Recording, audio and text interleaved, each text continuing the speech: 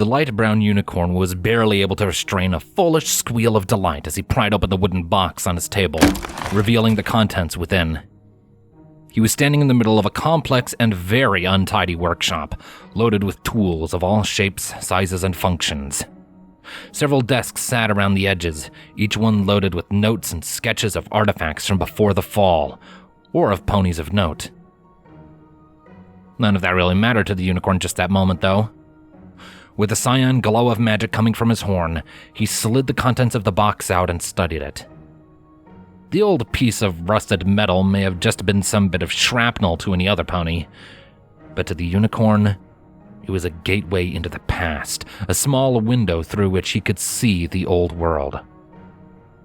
"Oh, look at you," he breathed out in wonder, his eyes following the shape of it, and quickly deducing that it was an engine of some description. If he had to crack a guess, it had to be the remains of one of those old steam engines used before the fall and the rise of arcane engineering. "You're gorgeous. A little dinged up, pretty rusty, and a small piece," he continued muttering to himself as he took off his spectacles with his magic.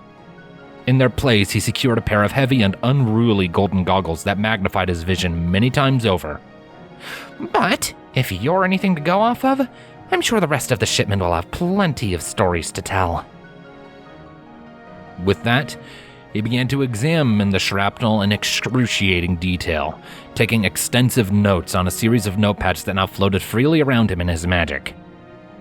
He became lost in the work, making notes for the people over at the Arcane University to make use of. Time began to pass, and he was only aware of how much when a ping came into his mind.